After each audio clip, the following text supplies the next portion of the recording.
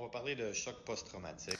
Je vous recommande fortement d'aller lire le reportage publié aujourd'hui dans la presse sur le choc post-traumatique chez les pompiers. C'est un reportage essentiel parce que vous allez y découvrir une réalité dont on n'ose pas vraiment parler, celle des premiers répondants qui sont appelés à se déplacer sur des scènes tout droit tirées de films d'horreur, que vous pensiez à des meurtres, à des décapitations, à des accidents de la route, à des décès d'enfants, toutes les choses que vous voulez même pas imaginer parce que ça va vous faire des cauchemars, ben, il existe dans la vraie vie quand vous lisez des manchettes, puis il y a quelqu'un qui a été le premier à se déplacer sur cette scène-là, puis qui a dû gérer la situation.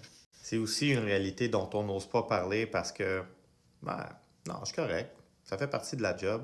Les gens ont de la difficulté à avouer leurs faiblesses parce qu'on est dans une culture où on n'avoue pas vraiment nos fautes, nos faiblesses, de peur d'être jugé par nos collègues. Et là, vous avez des gens qui parlent. C'est pas juste des pompiers hein, dans la vraie vie, des premiers répondants, c'est aussi des ambulanciers, des policiers. On le voit aussi dans le domaine de la santé. Il n'y a jamais personne qui m'a appris à gérer mon premier décès. Il n'y a jamais personne qui m'a appris à gérer le cri d'une mère qui perdait son enfant. On m'a jamais appris non plus quoi faire ou quoi dire à un père qui est en train de pleurer toutes les larmes de son corps pendant que son fils est en train de mourir devant lui.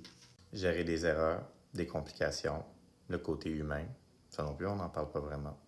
Fait qu'on prend des jeunes qui vont devenir pompiers, policiers, ambulanciers, médecins, infirmières, peu importe. On les envoie voir des accidents, des hémorragies, des décès, des surdoses, des meurtres. Des jeunes qui, je le rappelle, jusqu'à 2 semaines avant, leur plus grand stress, c'était de savoir s'ils allaient passer ou couler un examen. Ah, puis ça, c'est sans compter les situations dans lesquelles tu crains pour ta propre vie, comme un patient violent ou un homme barricadé chez lui avec une arme.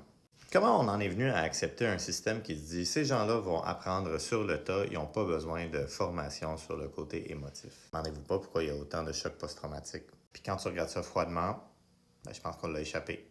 Je pense que c'est un angle mort dans plusieurs formations, dans plusieurs milieux de travail où la job t'amène à intervenir dans des situations bouleversantes, au stress. La santé mentale des travailleurs dans ces circonstances-là n'est pas un sujet dont on aborde. Puis je pense qu'il y a un coût humain à ça. Puis je vois déjà venir les commentaires, des critiques. Là. Je vois déjà les gens écrire « Bon, encore la santé mentale, coudon, le monde est rendu donc bien faible, là, prenez sur vous. » Ça fait partie du problème.